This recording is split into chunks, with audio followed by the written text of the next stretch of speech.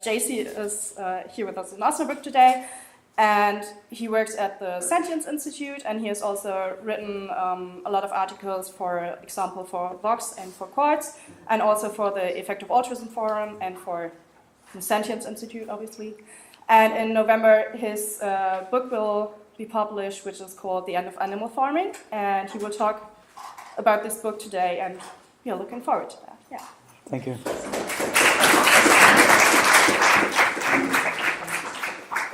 Well, thank you so much for having me. I unfortunately don't speak any German, so if you have trouble understanding me, feel free to just raise your hand or even just shout in the middle of the presentation, and somebody here can maybe help translate what I'm saying. But I'll in general try to speak clearly, though I speak very quickly sometimes, so if I get caught up in that, my apologies.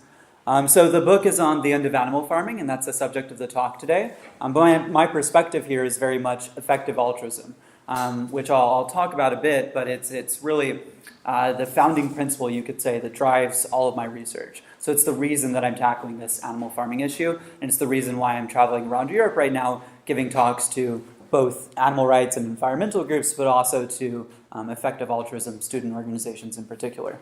So I've been through a few cities in Germany now. I was in Munich, Tübingen, and Hamburg. I'll be going to Bonn and Berlin. And then I'm traveling through Europe more generally. So there was a big international animal rights conference in Luxembourg last weekend. Then I also gave a talk in London, and I'll go to Scandinavia. So really there's a lot of excitement for this topic and a lot of engagement and a lot of cool things happening in different places. And this presentation will mostly focus on the United States because unfortunately it's been the epicenter of factory farming as an industry, but then also the epicenter of the animal-free food, kind of plant-based food revolution, you could say. So to give a bit more about my background,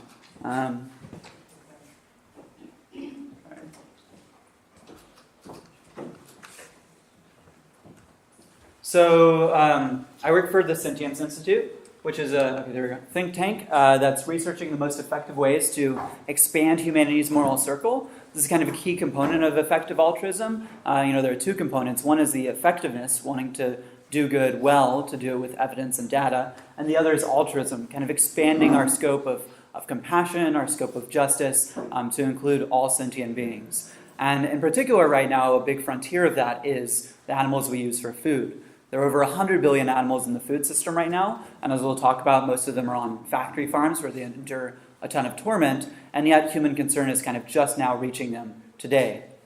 So it's the culmination of all this research, both mine and others, is this book, The End of Animal Farming. And it summarizes kind of the roadmap and the strategies and the most effective solutions to the issue of animal farming. It's not a book about the problems of animal farming. I think that's been pretty well established, and probably most of you are familiar with that today.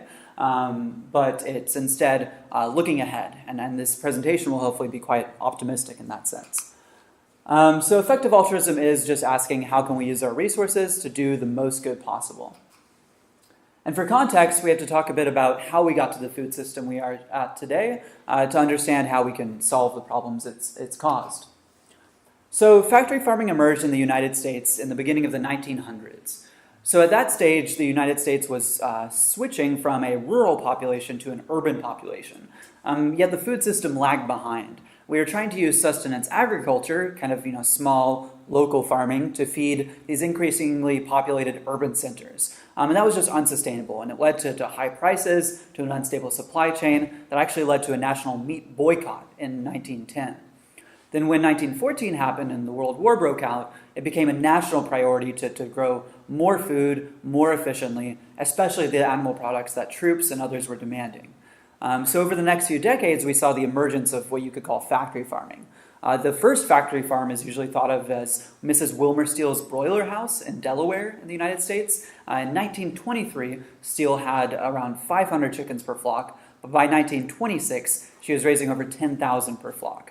So a very rapid industrialization, a very rapid scaling to the detriment of animal welfare and also to the environment. Over the next few decades, large-scale and vertically integrated producers dominated the industry. In 1940, 17% of the U.S. population worked in agriculture, and in 2016, that number's down to 1.5%. So the other big bit of context we need for the roadmap is thinking about the activism that's been done today. And I think most of it has centered around this image, this sort of action. So you can see their signs say, go green, go vegan, this very individual adoption of plant-based diet focus. So whether that's go vegan or go reducitarian or Green Monday or Meatless Monday or anything in that category, it's really about changing consumers one by one. The original kind of vegans, the original people to be outraged by animal farming, wanted others to adopt their lifestyle. It was very much seen as an individual, personal choice kind of movement. In fact, vegetarianism, modern vegetarianism, essentially emerged in the 1800s, again in the United States, with people like John Harvey Kellogg and Graham. You might know them from Kellogg's cereal or Graham crackers, who were originally producing vegetarian food that was bland food.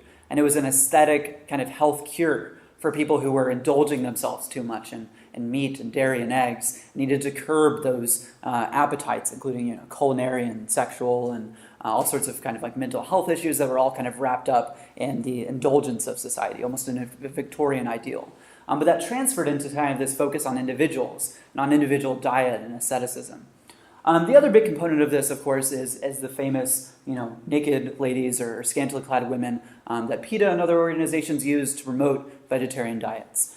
So a big part of the movement has been a focus on young, white, left-wing, Western women, both as the tools of advocacy, the people who are grabbing attention, such as with scantily clad, outfits, and then also as the target of advocacy. So people have thought of, who's adopting vegetarian and vegan diets. It was mostly, young women.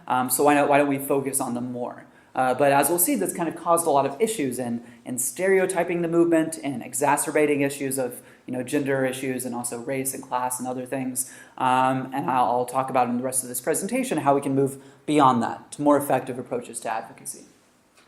So along similar lines, we've had to feed all those vegetarians and vegans. That's mostly been done through kind of veggie burgers like this, so beans, legumes, plants, vegetables, a very plant-centric meal. This appeals directly to kind of those, you could think of them as ascetics or personal diet changers who are focused on their own health, who do things like buy local or buy organic food, in addition to their shunning of animal products. And while this has been appealing and good for those people, it's not reaching a wide range of the population. With kind of any food movement or any social movement generally, you're only going to get a small number of people who are willing to significantly change their own behavior at the individual level, like switching out their beef burger or their chicken breast for something that's as different as this.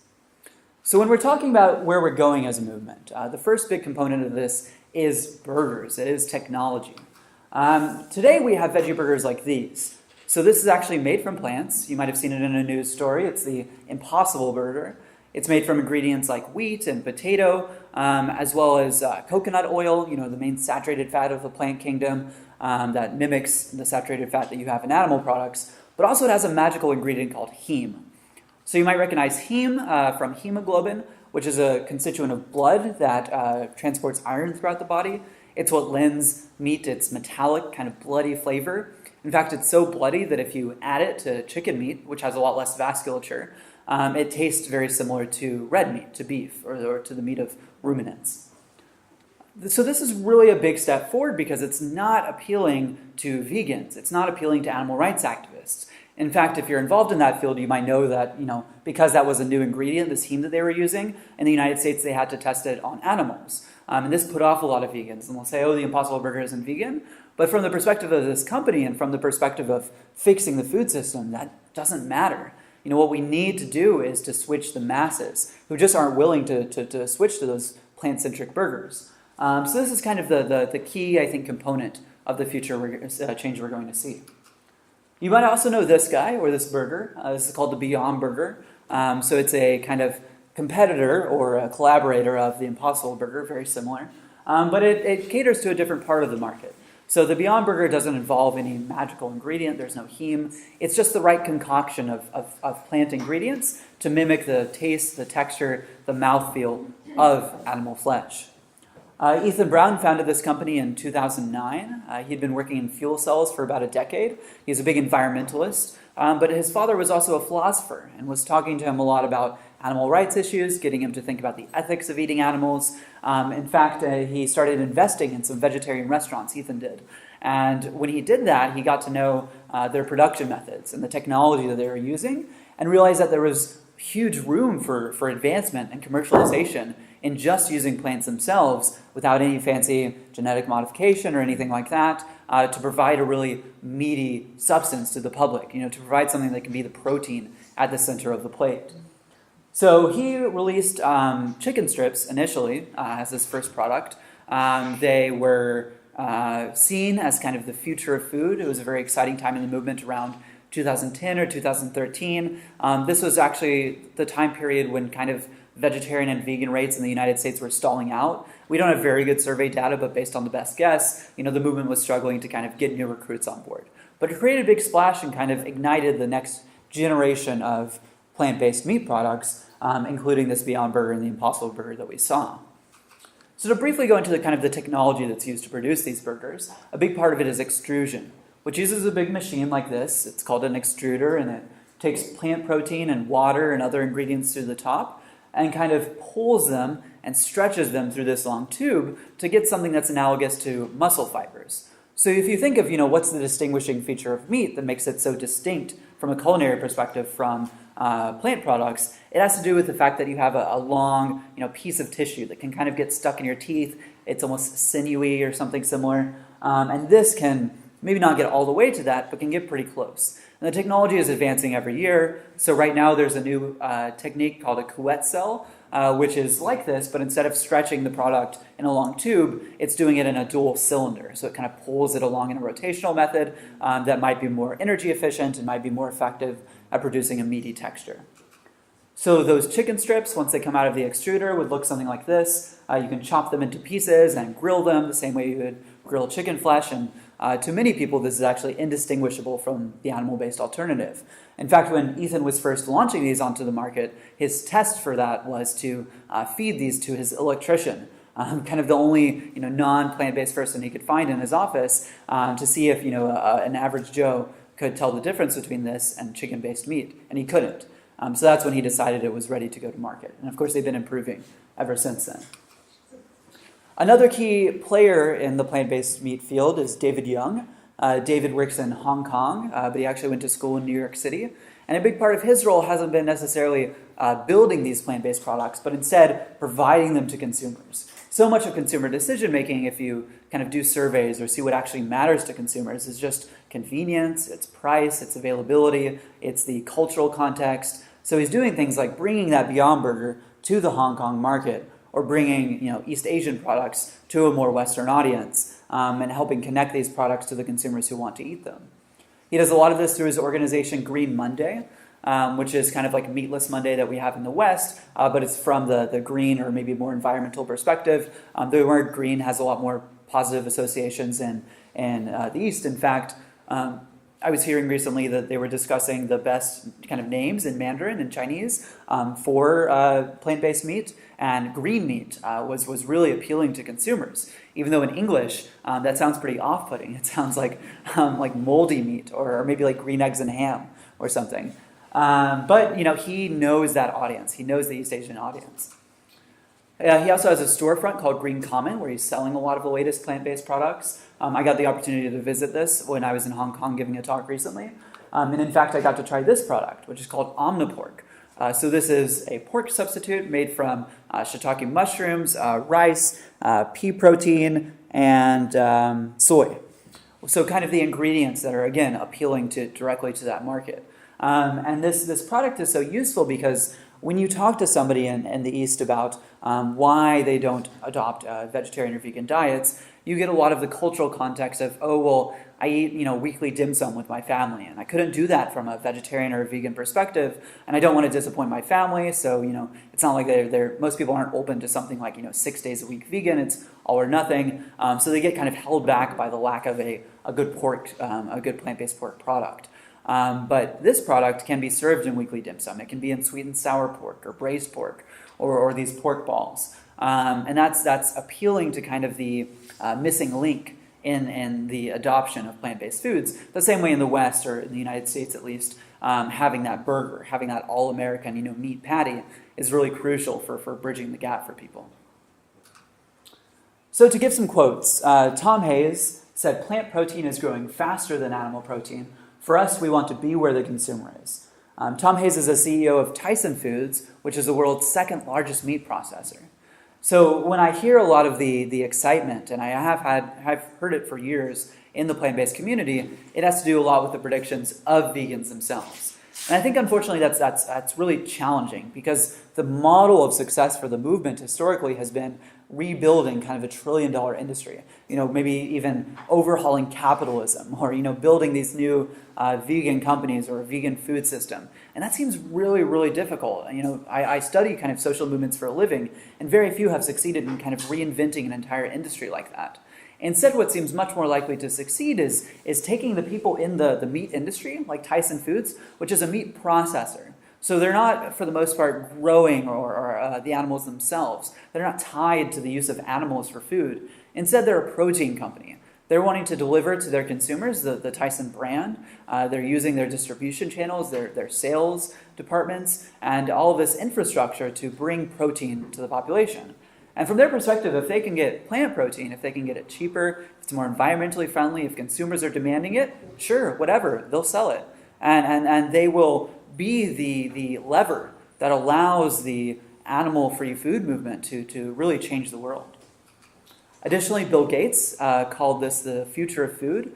He was actually saying this in 2013, just talking about those chicken strips and similar products. There wasn't even the Beyond Burger or the Impossible Burger at that stage. And that's, again, what's really exciting, is that if you go to Silicon Valley right now, people see the writing on the wall, and they're so excited about this technology, and they have been for years. It's really a hot topic in the venture capital community and Silicon Valley and the Bay Area as a whole. Richard Branson of the Virgin Empire said, "I believe that in 30 years or so, we will no longer need to kill any animals, and that all meat will either be clean or plant-based, taste the same, and also be much healthier for everyone." So this is particularly exciting because he's not just predicting that this is better. He's not just saying he supports it. He's not just saying it will, be the future of food at some point. Instead, he's saying 30 years. And he's backing this up. He's investing in these companies. Also, Tom Hayes at Tyson Food is investing in these companies, putting their money where their mouth is. And to me, that's a big reason for optimism, and a big reason why I expect the end of animal farming. The end of animal farming would be much more difficult if it had to be the end of meat, but it doesn't. So you might have seen that Richard Branson said something called clean meat, which is distinct from plant-based meat. And I'll talk a bit about this technology. So this is taking animal cells from a live animal, placing those cells in a big cultivator, which looks like one of these big tanks at a beer brewery, and mixing them with nutrients, with growth factors, with sugar, with energy to grow. And really, it's the whole process of producing meat that happens inside of an animal. You're just removing the middleman. You're removing the animal from the process, which makes it much more energy efficient. Obviously, better from an animal perspective, better from a public health perspective, and gets rid of a lot of those issues while still providing meat. Because a lot of consumers, even though, I'm a big fan of these plant-based products, they're going to say, oh, well, they're not actually made from animal cells. They aren't actually meat down to the molecular level. And if we can provide that to people in a way that's much more ethical, that seems like it's going to be the future of food. So to go into a bit of detail on this technology, and I'm happy to answer questions in Q&A, you first have those cell lines. So you're taking cells from animals and creating what's called a cell bank. So a large amount of cells of the right variety. You want to have cells that, for example, will be continuous. They'll continue replicating indefinitely. They don't reach what biologists call a Hayflick limit, a set number of replications. So you don't have to go back and take more cells from the animal. And you don't have to then select those cells from the animal and get them up to scale, which is, would be more inefficient. You also do need these cells from each different type of animal you want to produce meat from. So, chickens, cows, but also, each different type of cow. If you want Angus beef, you'll need, that breed of cow. You can feed these cells different things if you want, like the grass-fed or the different varieties. You might even need to take them from different cuts, or for like muscle and one for fat. though that's a bit unclear. One of the things you can do with cell biology is take cells and turn them into what are called pluripotent stem cells, where they're able to then turn into any cell you need inside an animal's body. So in that case, you don't even have to take muscle cells from an animal. You could take a feather from a chicken, or you could take a Q-tip of saliva from an animal, and it could be an even kind of cleaner or a more appealing process. Additionally, you have the scaffolding. So if you want to create a 3D tissue, like a T-bone steak, you need something for the cells to adhere to and grow around, like an extracellular matrix inside an animal's body. This is pretty far down the road. These companies and these scientists aren't focusing as much right now on they are focusing on ground beef or chicken strips or something, chicken nuggets. That's a lot easier to produce, for Germany, like bratwurst or something that has a lot of different flavors other than just the animal flesh. Whereas, something like a steak is a lot harder to produce, or like a whole chicken breast, for example. You would need this sort of infrastructure. In fact, this also has to do a lot with the cells. So most cells kind of won't grow if they're just suspended in solution. They need to adhere to something. And you could do better than scaffolding. So you could, for example, have microcarriers, which are like beads that the cell's attached to and kind of float around in solution. But all of this, again, because this is so environmentally and sustainability motivated, everyone wants it to be as efficient as possible. So you could select for cells that don't have to adhere to anything. They don't need a scaffolding. They don't need kind of beads or microcarriers to attach to. They can just float in solution. You additionally need to feed these cells. And this is the biggest part of the technology. It's the biggest challenge right now that scientists are facing. Because it can get really expensive really quickly when you talk about all the different things cells require. So you might know that for a lot of biomedical research, cells are grown in fetal bovine serum, which is the blood of cow fetuses, or a component of that blood, and it has the components that flesh would grow inside an animal. But we don't know exactly what in serum helps cells grow, and we don't necessarily know how to produce it in cheap industrial methods. So a lot of the research right now is figuring out those things and figuring out how we can produce them, or figuring out how we can find certain cells that don't need all of those growth factors and make the whole process, again, more efficient because we don't need all of those ingredients. Of course, you'll need something to feed the cells with, so sugar, for example. So we might need more sugar beet production or sugar cane or whatever works for the local environment. But overall, this is going to be, you're feeding them some combination of plant ingredients or ingredients that are produced with microorganisms like yeast, which is actually the way that people are producing acellular animal products. So think of fluid milk. You don't actually need cells for that. You can just create the proteins, you can create the fats that are involved, and you can do that using yeast, for example. And that's what some of these companies in this field are doing.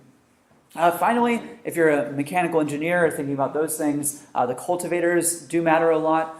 They can, again, help a lot with efficiency, so you could recycle the nutrients and the growth factors from the first batch to the second batch. So anything that's not used goes in, and you kind of have a zero-waste process of sorts. And again, you can get a lot of efficiency. In fact, just like at a beer brewery, you could get these tanks so small that you could have one in your own home. And we could have kind of micro meaderies, you could say, where people could produce, artisan or craft mead. I mean, who knows what the future would hold.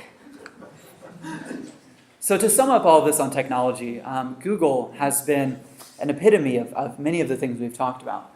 So in 2013, with the world's first cultured hamburger, it was actually Sergey Brin, one of the co-founders of Google, who was funding that project. A couple years later, Google tried to buy Impossible Foods, that burger company. The Impossible didn't sell. They were so excited about their product, and they knew how successful it was going to be.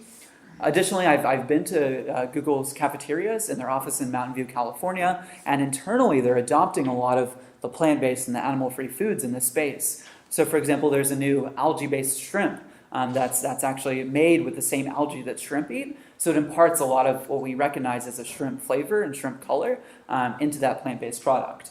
And then finally, this guy, Eric Schmidt, who's the chairman of Alphabet, Google's parent company, when he was asked to predict the top tech trends in 2016 for the years and decades to come, his number one answer was nerds over cattle, which is exactly the technology that we've been talking about. And again, it's the writing on the wall. Everyone's so excited. And I think this technology is going to be a key component in fueling the social change of the coming decades.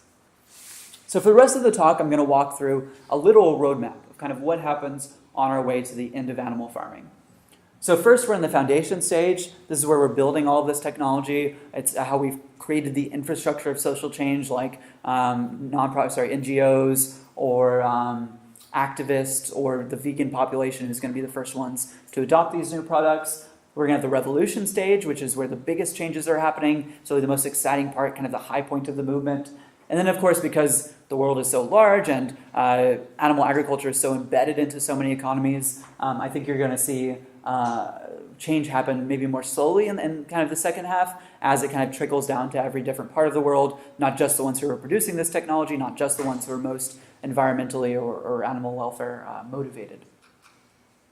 So to return to effective altruism briefly, again, that's my perspective in all of this research. It has a couple important implications. First is that we need to estimate even in the face of uncertainty. So when we think about doing the most good, we need to think about not just what happens in the next couple of years. How do I go out on the street right now and make sure I convert a few people to veganism or have them eat more meatless Mondays, but instead, how do we, in the long run, build a better food system and tackle these more systemic, wider problems? Because, it matters a lot for the distant future, whether we actually end animal farming, whether we end factory farming. A lot more than whether just a few animals are helped today, even though emotionally, that's what we, for the most part, care about. And we do need to make estimates. So we need to make numerical estimates. We need to talk concretely. We need to have plans. We need to kind of try to predict the future, even though I don't have any crystal ball and I'm not claiming high confidence in my timelines or anything like that. But it's an important part of discussions and it's an important part of social movement success, whether that's for effective altruism or farmed animal advocacy or gender issues or class issues or any issue you can think of. Finally, this is a realistic timeline, not the ideal one.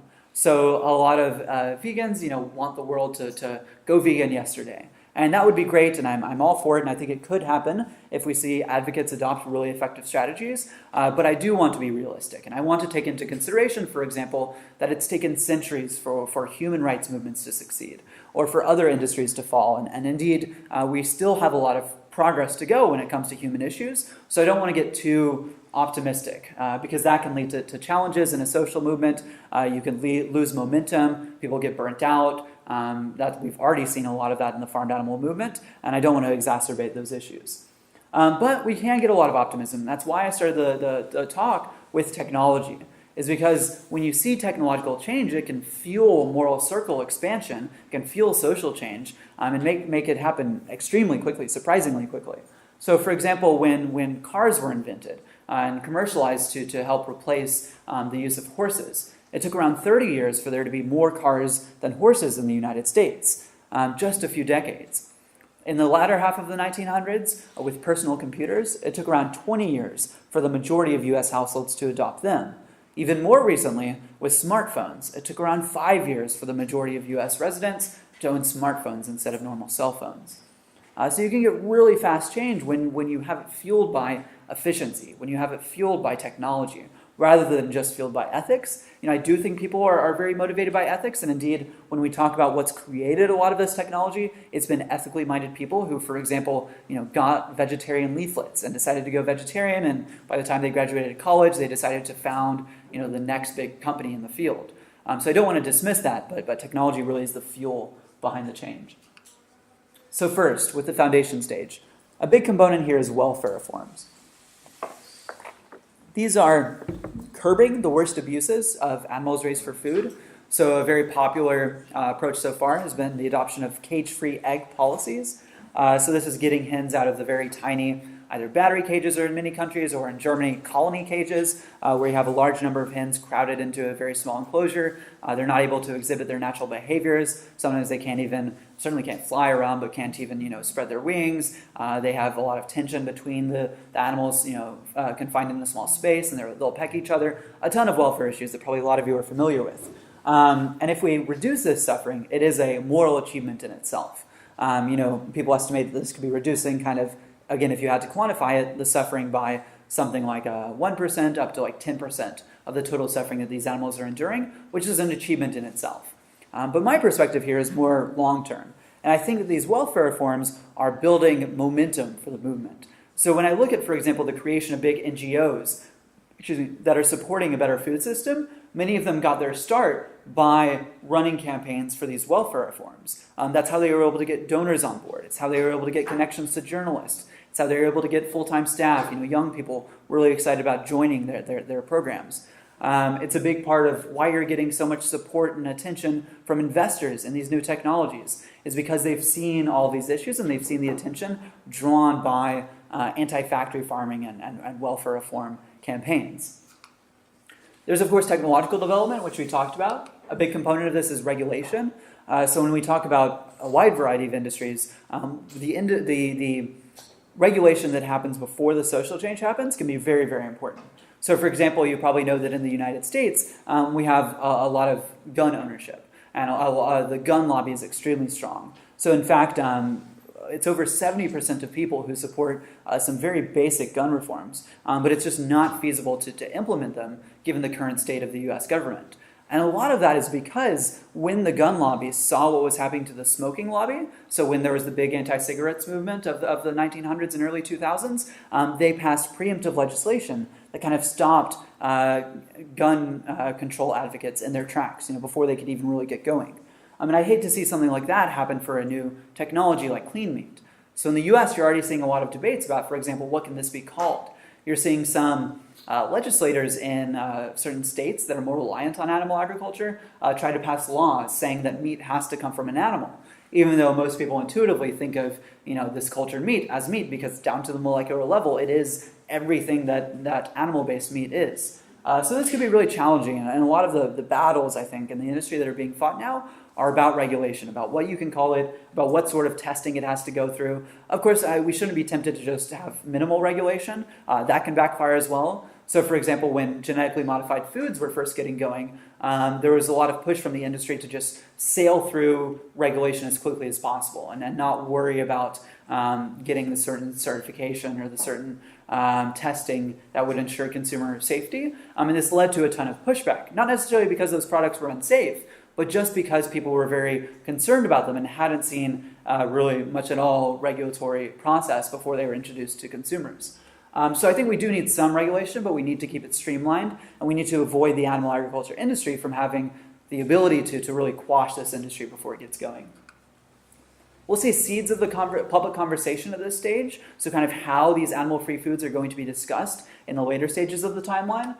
So a big point I want to make here is that we need to avoid gimmicks. And this is tying back to one of those first slides with the PETA protest. So a lot of what animal organizations have done is seek attention at the cost of reputation. They've tried to get as many eyeballs on vegan advocacy as possible to the detriment of the reputation of the animal rights movement. So, for example, in many countries, when you bring up animal rights, it's seen as kind of a lesser social issue. People are like, oh, well, I'm definitely an environmentalist, I'm definitely a feminist, I'm definitely anti-racist and all of these things. But they'll say, oh, animal rights, like that's that kind of weird, little sibling, awkward sibling of the social justice community. I think a lot of this is because advocates have literally burned bridges with other social justice issues. They've made themselves seem childish or immature, like a lesser social justice issue. So some other examples of this beyond sex sells are laughable, silly publicity stunts, some cartoonish animal costumes that, again, are pretty childish, or even too much of a focus on celebrities and trends. So again, a lot of the movement so far is focused on converting young people. And that means you're trying to find the latest celebrity to go vegan and talk about them. But unfortunately, that also creates a reputation of plant-based food as something that's more trendy or more a fad. Think of with other social justice issues where instead you get intellectuals on board and politicians and legislators and everyone who can help it be seen as a long-term sustainable serious movement rather than just what the kids are up to these days. That's a very dangerous position for a social movement to be in, and I think unfortunately we've put ourselves in it as a farmed animal movement. And this doesn't mean we should ignore these entirely. I mean, with something like the sex sells methods, I do think it would be good to do to zero of those. But with celebrities and trends, for example, you can utilize them. And if, for example, an advocate, one of you is a popular Instagram user, and you really want to do Instagram outreach, then yeah, the comparative advantage there might be focusing on celebrities and trends, but proportionally, with the number of people in the movement who are focusing on that, right now we're just too far in that direction. We need more people focused on kind of serious intellectual advocacy. And indeed, I've taken this to heart, or at least I've tried to. And for example, writing a book that's much more intellectual and doesn't come off like a lot of other vegan books with shoddy statistics or too much of a focus on trends or celebrities or that sort of thing.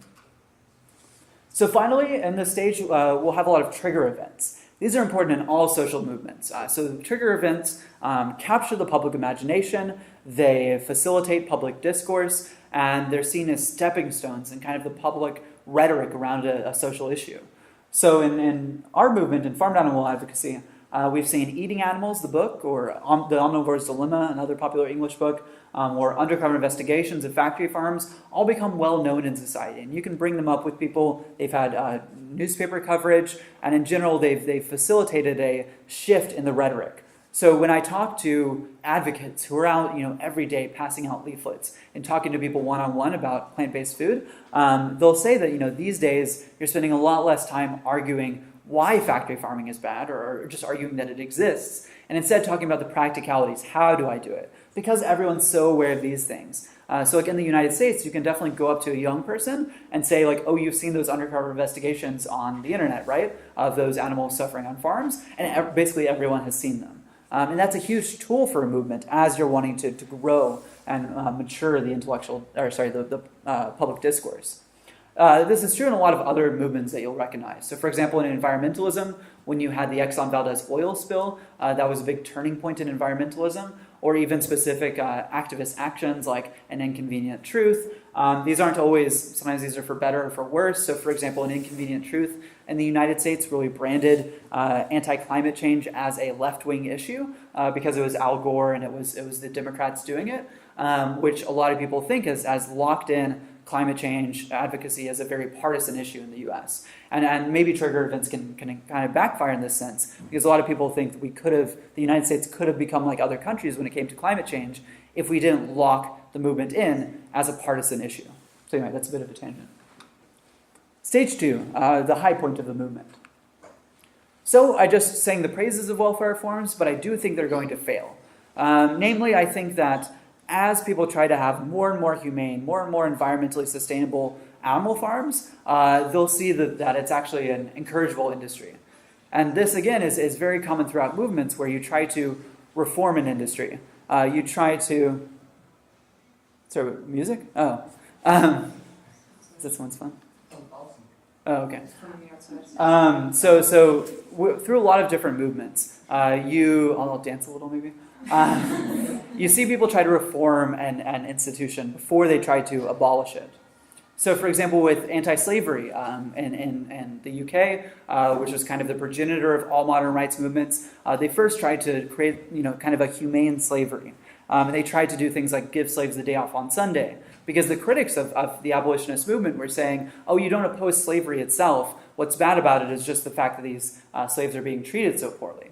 But when you saw an attempt at reform, you also saw this consistent phenomenon where when you're exploiting, when you're using sentient beings, human or animal, you tend to get massive abuse and ethical issues. And the activists in that movement kind of proved to the public through attempts at reforms that they really just needed to abolish the slave trade and then abolish slavery as an institution.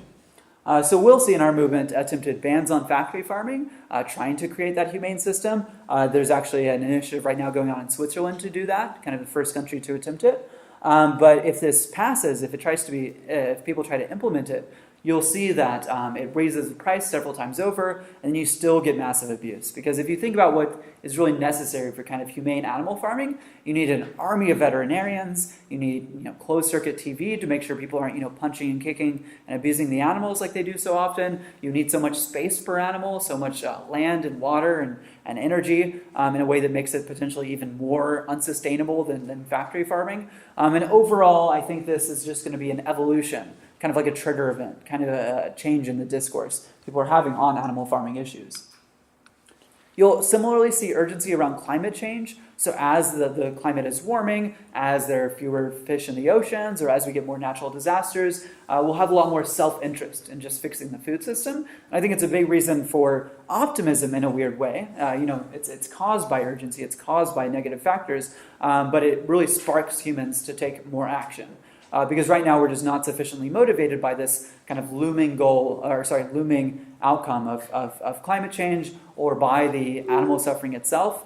Some of us are, but everyone's motivated by climate change or environmental destruction that they can see, that affects them personally. We'll see early adopters and an early majority at this stage. So you might have seen this diffusion of innovations curve before, which kind of tracks the different stages of the adoption of a new technology or a new social change. Right now, the farmed animal movement is definitely in terms of innovators and early adopters. These are very weird people. If you're already vegetarian or something, you're a very unique person. You're willing to take a lot of initiative and really drastically change what you're doing for a social or for a health issue. And most people just aren't willing to do that. So instead, for these later stages, you need to be a lot more practical. You need to provide people with the Impossible Burger, or even a cheaper version of the Impossible Burger. Right now it's still quite expensive. And you're not, I don't think, going to get the late majority or the laggards at this stage yet. You'll see radical mainstream discussions. So as you get changes in people's behavior, you get changes in their attitudes. People start to adopt animal rights ideology. They start to think more critically about ethics because they're no longer consuming animals 3 times a day.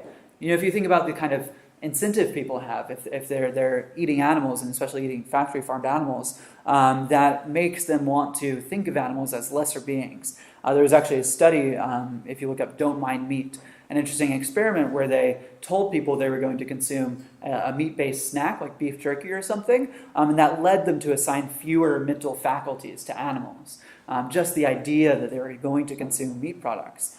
So we could see this kind of cyclical effect where people's behavior change is affecting their attitudes, which then affects behavior, and so on and so on. And that's how you get really, really rapid progress at this stage. The final strategic point I want to make in this talk is about institutional rhetoric. This is really important. I think the movement's going to succeed when it shifts towards a focus on changing governments, corporations, nonprofits, and society as a whole, rather than just changing individuals. Again, this goes back to that early slide I showed where the movement is focused so much on the Go Vegan message. So to give some more concrete examples, institutional rhetoric is things like, we need to end animal farming, or society needs to eat more plant-based, or policy change is a tactic, or movement building. And then individual strategy is, go vegan, you need to eat more plant-based. Veg-focused leaflets or veg-focused online ads. And we've done so much of this right side as a movement. I'd say the rhetoric of the movement has maybe been 90% individual to date. Every time, for example, when you see one of those videos of undercover footage of a factory farm, the end of it tells you personally to go vegetarian or to cut out animal products from your diet or something similar. Very few of them are calling for institutional action. And I think we're starting to see in the welfare kind of part of the movement a lot more of a focus on institutions. So, for example, it used to be that we were trying to get people individually to adopt cage-free eggs. But we never really got more than 10% of the population in the United States to adopt that. But then when we just passed corporate policies, got companies to commit to cage-free eggs, and we surveyed people, over 70% of them usually will support these sorts of reforms. So you just have a lot more leverage when it comes to the individual focus. And I'd like us to shift maybe towards something like a 70% focus on institutional and go down from 90% individual to something like 30%. So there's a lot of evidence for institutional change. The first big one is historical precedent. Again, to look at other movements. So in the environmental movement, you've seen a move away from what's called green consumerism. So the heavy focus in the 70s and the 80s and 90s on recycling, on more eco-friendly light bulbs, or more recently on electric cars, and instead focusing on changing government policy or changing what corporations are actually doing, what kind of things they're producing, instead of just kind of making minor changes in individual action. So you get some kind of dangerous psychological effects in the environmental case, like moral licensing, which is the idea if somebody is taking a small environmental action or other social action, they'll be less likely to take further action because they kind of think they've done their part. And they aren't motivated to then go out and try and get the US government to enact more policy on climate change, for example. Next is moral outrage. So this is really a key driving emotion in social movements. If you want people to take to the streets, to take action, to change the world, you need them to be pissed off, to be angry. And people can get very upset when it comes to moral issues. So think if you went on the street and somebody were kicking a dog, you would feel a real deep anger of a moral sort because they're committing a transgression. It's against the norms that we've been built to care about, and you want to take action against it. So it's very powerful, but if you're focused on the individual, if you're kind of talking to somebody about why they need to change their own diet, you don't get that emotion. Moral outrage, it's not an emotion we feel towards ourselves, at least if you're a normal person. But if you talk about the institutions, if you talk about factory farming, or you talk about what society as a whole is doing, you can get people motivated and angry and upset and more willing to take action. I mean, that defensiveness with individual change is really hazardous. So just think of conversations, for example, if you're vegetarian and have talked to your family or your friends about why they should go vegetarian, sometimes it seems like they're just bringing up every possible excuse. First it's plants have feelings, or it's, I'm an athlete, so I need protein, or, lions eat meat, so why can't I? It seems like this kind of never-ending list, and that's because the perspective that they're coming from is that they're the enemy, and they will just defend that at all costs, even if it means being irrational, even if it means making up excuses, or really anything they can think of. Or if instead the conversation starts as, what can we do to oppose animal farming and to fight against that, you can then get people's support. And if you say, one way we can take action against the abuse of animals in the food system is to eat more plant-based food, then everyone's all for it. Now it's just seen as a tool, a means to this collective end, which is very powerful. So social pressure is along similar lines, but one of the most persistent findings in social psychology is how motivated people are by the actions and the attitudes of their peers and of authority. So if you can talk about institutional change and talk about collective action, talk about how many people in society are adopting plant-based diets, that can be a lot more motivating to people than if they think of just their own change. So often if you're eating more plant-based foods, it feels like a drop in the bucket. You're not ending factory farming, but if we're talking about what we can do as a whole, together we can end factory farming, especially if it's at something like the local or community level. If, for example, you're trying to do a campaign to get a vegan option in the cafeteria here or something like that, that can be really motivating for people. So in 2050, I think the majority of meat, dairy, and eggs in high-income countries will come from plant-based or cultured meat production, or dairy or eggs. So you'll have meateries, which are similar to these breweries. It'll be a great switch from the factory farms that we have today. I should note on factory farming that while a lot of people think of it as a U.S. issue or an issue of just some countries, and indeed it's over 99% of farmed animals in the U.S. live on factory farms, globally the number is still over 90%. And basically factory farming has taken off in every country, including Germany, Austria, and even countries like Switzerland. So from this point forward, there's a lot of momentum for the movement. And the important factors here are things like the late majority adopting animal-free foods. So you'll have labeling or default options. Think of those, again, institutional campaigns. So if you're able to get an airline, to switch their default option for people from a animal-based beef burger to the Impossible Burger, most people, especially at this stage, aren't going to care. The Impossible Burger tastes great. People aren't picky. They're lazy. They'll just be happy to eat whatever you put in front of them. And because you're able to, for example, campaign against an airline because of their PR concern with their environmental footprint, you can get a lot more leverage there than you can with changing individual diets. And people will just change because the status quo is changing. Similarly with labeling, if you create a stigma around animal products, the way this has been done with cigarettes, for example, and noting the health hazards, that can be more motivating, both with negative labeling on the animal products and also positive labeling on the animal-free food that comes. At this stage, you'll also see some challenges of globalization. So think about the issues that come with, for example, trade wars. So if one country is very dependent on animal agriculture and is trying to sell their products to other countries, but that other country is switching to animal-free food, you could see tension there. And I mean, you're already seeing trade wars. And again, meat is a trillion-dollar industry. So really there's a lot of incentive here for people to push back on a cross-country level. And this could be quite hazardous. It could be a time when the movement stalls out. Maybe animal-free food really takes off in Germany. I recently spent time in Hong Kong and then also mainland China. And with mainland China, the government has such an ability to adopt new technologies and to implement them throughout society that maybe because of, for example, food security concerns, they'll be really focused on adopting cultured meat very quickly.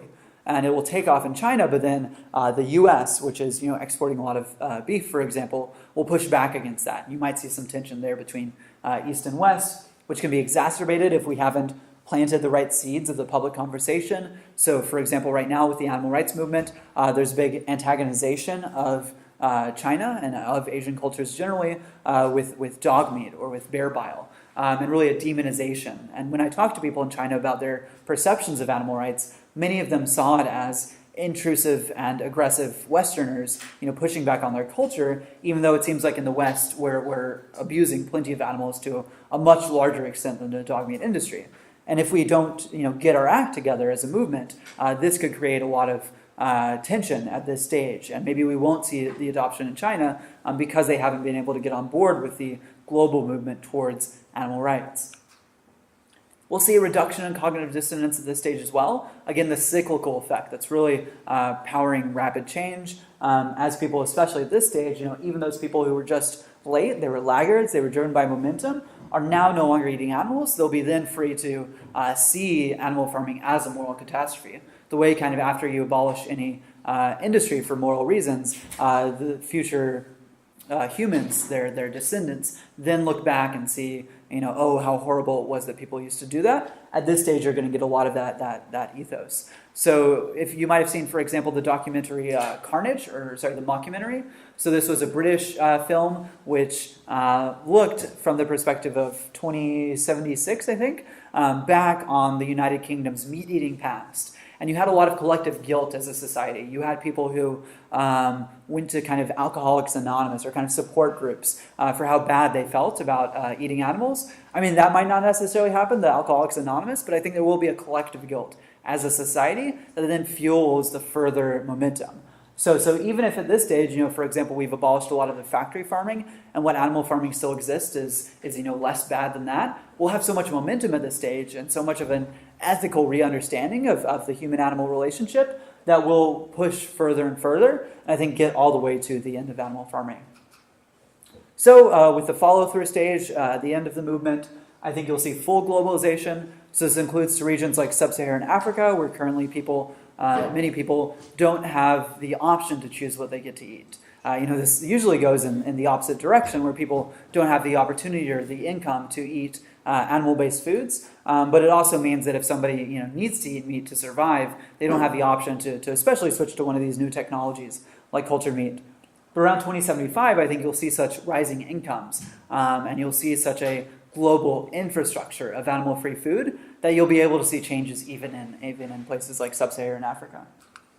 You'll see mainstream anti-speciesism, so really a big ethical overhaul. You'll see personhood for animals. So personhood is, the attribution of fundamental legal rights to animals. Often involves legal standing, which is the ability to sue in court. To not just have a case be, somebody was cruel to an animal, so now the state's going to get them in trouble, but instead the animal has an advocate on their own behalf, the way children or the mentally disabled have advocates on their own behalves to fight legal battles for them. And this could, again, lead to change in not just the food industry, but other industries, like the use of elephants or tigers in entertainment, or the use of animals in cosmetics or biomedical research. I mean, I think so much progress in all animal rights issues is held back because people are eating animals 3 times a day, and it's just very hard for them to express and appreciate proper moral concern for animals at that stage. You'll see celebration in sanctuaries. So one way for people to assuage that collective guilt is to treat the animals who still exist very well, and to see them as ambassadors of their species. So actually, the 2 chickens you saw at the beginning of this talk are my 2 hens who live with me in New York City. So when I think of the future of the movement, I think of them. So, for example, even on very humane egg farms, the chickens still have very overactive reproductive systems. They lay over 300 jumbo-sized eggs every year, and they'll die within a few years because of ovarian cancer or infections or similar reproductive issues. But my 2 chickens are on implants, so this is essentially like birth control, like what you'd have in humans. It's hormones that keep the hens from laying so many eggs, because they quite literally are bred to suffer. But at this stage, we'll want to take care of these animals, the animals who still exist, and we'll be facing decisions like, do we keep communities of animals around, or do we kind of let them go extinct? Because again, these are very artificial beings. Their ancestors, red junglefowl, were laying something like 15 eggs a year. And maybe we just don't want to perpetuate the existence of these beings who just continuously suffer. But we'll be facing these sorts of ethical dilemmas, and we'll be approaching them with a really a newer and a deeper ethical understanding. So to end the talk, I want to talk about where we go after the end of animal farming. What are the next frontiers of humanity's expanding moral circle? And a big part of this is future beings. So thinking about, for example, with environmentalism, what sort of world are we leaving for our grandchildren? But we could think even further ahead. So what happens if humanity is able to expand to the stars? And what sort of universe are we kind of leaving them with? In effective altruism, you'll hear this called the cosmic endowment. The ability of humanity to become astronomically larger than it is. And it might be very important to think about what sort of fate we leave for those future beings. You could also think about bugs. So when I go to food tech conferences, I'm often talking about the use of insects for food, because many people see this as more environmentally sustainable. But I think we need to be really morally modest here and think about the perspectives of people 200 years ago compared to our morality, and what that says about our morality compared to people 200 years from now. So, for example, there's a foundational feminist text called A Vindication of the Rights of Women by Mary Wollstonecraft that basically argues for women's rights. And when this came out, there was a satire of it called A Vindication of the Rights of Brutes, which was just mocking the idea of giving rights to women, because it said, if you give rights to women, by that logic, you might as well give them to animals. And that's so clearly, beyond the pale, just bizarre, so unthinkable that we shouldn't even be giving rights to other human populations like women. And we don't want to make the same mistakes in thinking about where the moral circle is today and not appreciating where it might go in the future. Thinking about those bugs and insects, thinking about those tiny creatures who do display, some semblance of what we think of as suffering or as sentience or as moral worth. Neuroscientists are increasingly seeing evidence of their capacity to think and feel like so-called higher animals do. And maybe we're making a big moral mistake. Maybe we have a big moral blind spot in thinking about bugs. Similarly with wild animals, so a big reason that effective altruists focus on farmed animals is because over 99% of domestic animals are used in the food system, and they suffer very intensely. But if you think with all animals living on Earth today, actually the vast majority of animals don't even live within human society. They live in the wild. So maybe this is a big moral concern because these animals are being affected both by human issues like climate change, or for example with the use of, with domestic cats who sometimes go outdoors and kill large numbers of wild animals, or birds who crash into windows. This actually kills like 1 billion birds a year or something. It's really insane and nobody thinks about it. Maybe we'll start considering these moral issues more seriously. Or even when it comes to animals who are suffering in the wild. So you might have seen a lot of this viral content by organizations like the Dodo. So they're talking about the stories of people rescuing kind of individual wild animals. So the one I know is there was a sheep whose horn was kind of stuck around a tree, and a hiker ran across him and saw that this animal was basically trapped and kind of messed with him, tried to untangle him even though he was resisting, and finally after a few minutes of effort he gets the animal loose, and then just the internet applauds, and this went viral and everyone was so excited about it. But if you think on the global scale and how many animals are suffering from having their horns stuck around trees or get stuck in things, it's really a suffering at an unthinkable scale. Or think, for example, of natural disasters like droughts. So there's a guy in Africa, in Kenya, who's bringing water to wild animals who suffer in droughts because they're literally dying of thirst. And again, this is one of these viral stories that people really applaud, but aren't thinking about all the droughts on all of Earth and all of the animals who are suffering. And if, as effective altruists, we kind of want to take what's called the point of view of the universe, thinking about all different beings, then maybe this represents, again, a big moral blind spot, and we should be taking their suffering more seriously. Finally, if you want to think into the really distant future, you might consider the plight of artificial sentience. So as humanity gains increasing technological ability, and is able to do things like create, sentient robots like what we see in science fiction, we also have the potential to exploit and abuse those beings. And maybe they'll have the capacity to feel suffering because we can, create that at that stage in a computer program or in a robot. And if you think of the scale of this and the ability of people to copy and paste computer programs, for example, you could get really huge numbers of beings. And you might have an analogous situation to factory farming that exists in the distant future and involves, instead of just an earth of factory farmed animals, involves a galaxy of factory farmed beings of who knows what sort. So I think the upshot here, the takeaway here, that's not a good word either, the conclusion here is that we should be thinking about how we widen humanity's moral circle and set a foundation for future social movements to build on, even though we don't know exactly what moral struggles they'll be fighting. So it's really important that we look to the past, that we learn from history, like what I've been talking about in this talk. We also, act today. If you're interested in working on farmed animal issues, you can do most of the things that I've talked about in this talk. They all need, new staff for the companies or working at nonprofits, people sharing content on social media, really any capacity of involvement. But then we every once in a while take a step back to think about the distant future. Think about effective altruism. Think about how we're actually doing the most good when it comes to not just animal farming, but when it comes to expanding the moral circle to all sentient beings. Thank you.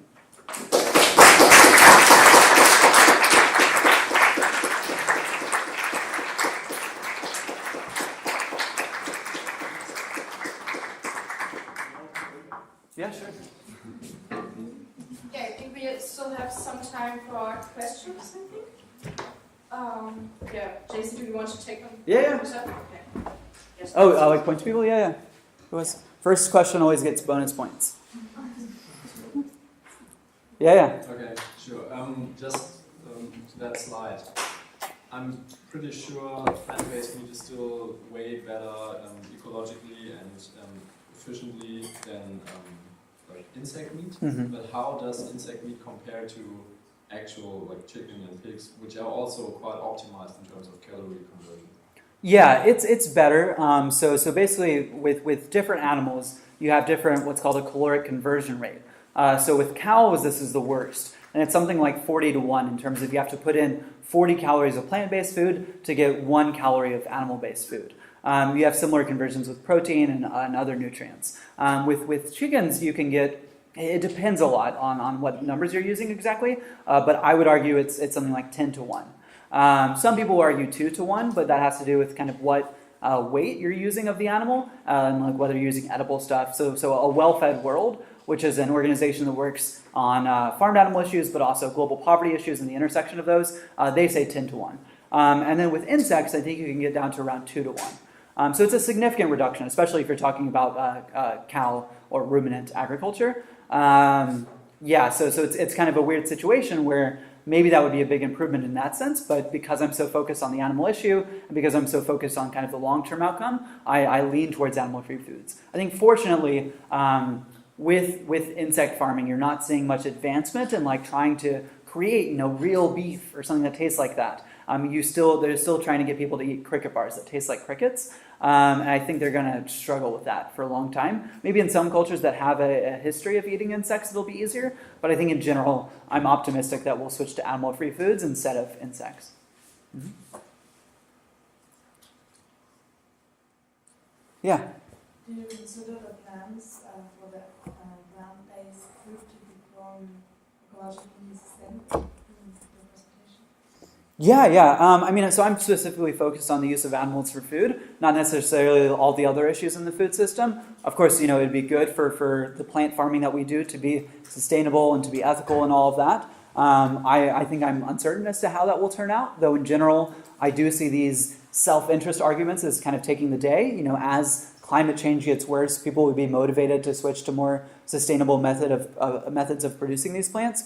There's certainly nothing about clean meat production, for example, that requires you to use monoculture if you oppose that, or use GMOs if you oppose that, or whatever. I mean, we can kind of debate each of those issues. But in general, anything that you can kind of do with plants today, the most sustainable way you can farm them, you can just farm the plants that are used in clean meat production or plant-based meat production in that same way. Yeah. Did you? You're Yeah, I don't know. I just don't want to take any other questions. No, go ahead. I don't feel my question as so important maybe or something. Well, actually, to a certain part I do. There's just, I mean, maybe one question, but I can ask you later personally about the study with the meat, with the people that are going to eat meat. Yeah. And I think less about the work of animals. I would like to know the study, but I mean, maybe I can talk you. If you Google "don't mind meat," don't mind meat, you can. Yeah, you'll find it. Yeah, I could also tell you about it, but yeah. No, that's fine. You probably want to know details. I think the key word, the last words. Yeah, it's one of my most cited studies. It's just really useful to get people thinking about the cognitive dissonance issue. Yeah, that's very interesting. Then there's one. I mean, first of all, I thought it was amazing. I learned. I mean, I also am not so much into this topic as I think most people here or something. But I mean, I learned a lot, and I think it's great. And I hope you also do this for audiences which are a little bit less into the topic. But the thing about, I mean, at some point you were saying that like people maybe make an excuse, saying that, well, I don't want plants to get hurt or something. Yeah. And then you were like laughing about this in a way. And I mean, I don't see this as an argument against not eating meat. But I would be careful with laughing about the idea of plant sentience. There's interesting things going on, communication of in tree schools, from big trees to little trees, and all kind of stuff. I think we don't really know anything about sentience and consciousness, honestly, right now, I think, from what I know about this topic, and so I would be careful about making a joke out of this. And then my last question maybe would be like, what is your future kind of direction? I mean, you're kind of traveling around the world, I think, right now, and talking to all kind of groups. I think is great, right? But like, is there any like, are you just gonna make circles, or how are you gonna? Yeah, sure. I am making a circle around Germany right now. So about plant sentience. That's an interesting topic, and in fact, last weekend I was telling people before the talk that at the International Animal Rights Conference there was a presentation on plant sentience, arguing for fruitarianism. So if you eat fruits, in general, you don't necessarily have to kill the plant, whereas you might think of like Jains, for example. So Southeast Asian religion where people abstain from even like carrots and onions because you have to kill the plants. And then maybe that will be another future area of moral circle expansion. I mean, so I do work at the Sentience Institute, and I have pretty strong views on sentience. And I think that most of the evidence of what you could call intelligence or cognition, generally, whatever you want to call it, the abilities of plants to do things. Most of it's not of the form of like pleasure or suffering. Instead, it's things like communication, which computers today can do in extremely sophisticated ways, rather than specifically taking in a stimuli, learning from it, like reinforcement learning, and acting on and changing their behavior, and all the things that I think like structurally compose sentience. That being said, they do show evidence of just nociception, just avoiding certain outcomes or seeking out certain outcomes. And that in itself, if we kind of get down to exactly what we mean by sentience, might matter a lot. And maybe when we're thinking about even other artificial sentience in the future, maybe we'll care about those things to still some degree. Of course, the big argument, if I were talking to somebody and didn't want to just laugh it off, would be that to consume animals, you have to kill so many more plants than if you're just consuming the plants directly because of that caloric conversion ratio. With your last question about future plans, so I'm doing research at this think tank. I'm broadly in the field of effective altruism, mostly in the area of moral circle expansion, and then mostly in the area of farmed animals. And I think I'll kind of continue in that area.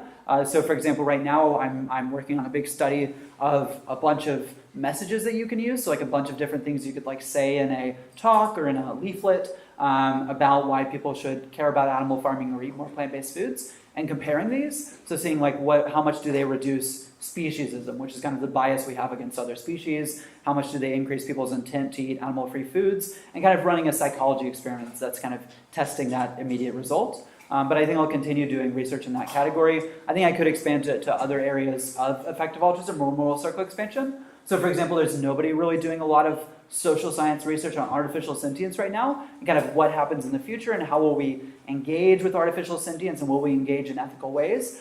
So I could pivot more towards that in the future. I'm not really sure. Yeah. Thank you so much. Yeah, thank you. Yeah. Thanks for your talk. I would like to ask, what would be your strongest argument for moving from stage 3 to stage 4, and that animal farming would not have the fate of smoking, where it would be stuck in stage 3? And Yeah. People can smoke, and they wouldn't be stigmatized into leaving smoking, but you would, because they smoke not for the poison in the smoke, but it makes them feel good or something. Yeah. Yeah, I so... always have groups who will eat meat, but that would be kind of minimum. Yeah. You will never go to stage 4. I mean, how would you jump to stage 4? Yeah, it's good. Sorry, this is my last slide there. Just subtle message there.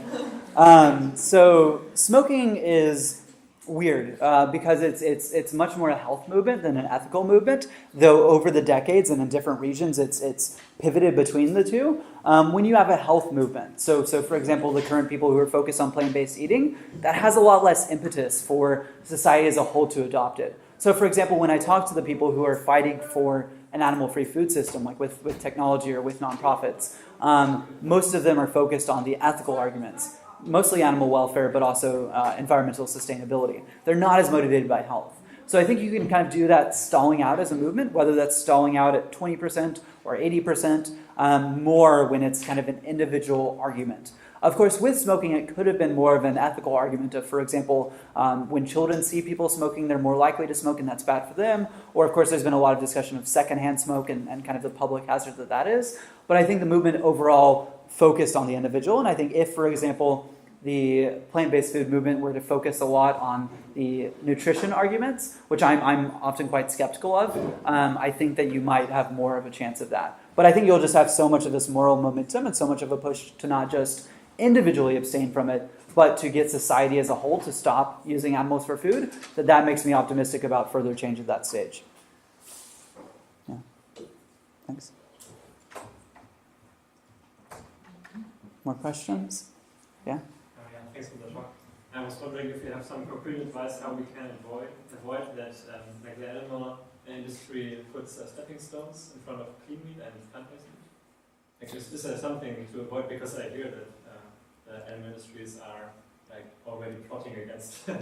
Sure. I mean, lots of ways to answer that question. In general, there's a group called the Good Food Institute. That's the main NGO that's working to.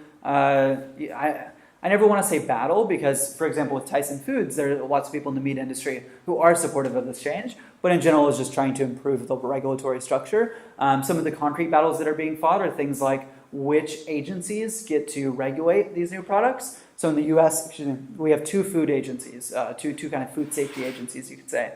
One is the Food and Drug Administration, which is a consumer-focused organization. Its mandate is to ensure the safety of consumers, whereas the USDA is mostly industry-facing agency that's mandate is to promote agricultural commodities in the U.S., which primarily right now a lot of that is animal agriculture products. So the regulatory battle here might be to get the FDA to have more control over this new technology because they have less of an interest in quashing it. Instead, they're just making sure it's safe for consumers. They have more streamlined, easier regulatory methods, that sort of thing. Another big one is terminology. Another big one is within the FDA, or whoever regulates it in whichever country, how many hurdles they have to go through and how reasonable those are.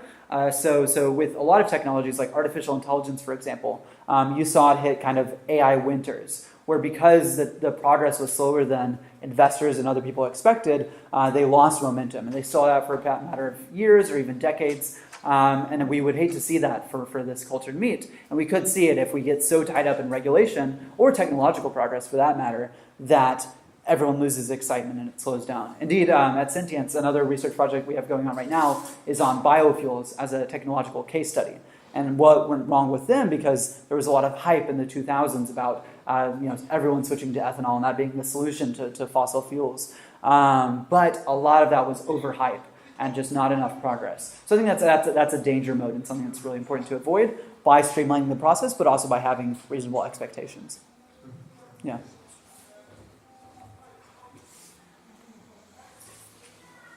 yeah, we were party starting outside or something. Yeah, thanks so much for your talk again. If you still want to stay here and discuss with us, you're welcome to. There are also some snacks left. Feel free to indulge in them as well. And if you want to get more information on effective altruism, you can also find some in front here, some flyers, and you can also sign up for the newsletter. And as you may have seen, the talk was also recorded, so if you want to rewatch it or show it to your friends, we will send that around in the next newsletter. And also leave your feedback forms here. Very happy about any feedback. And thanks so much again, Jacy. Yeah, thank you.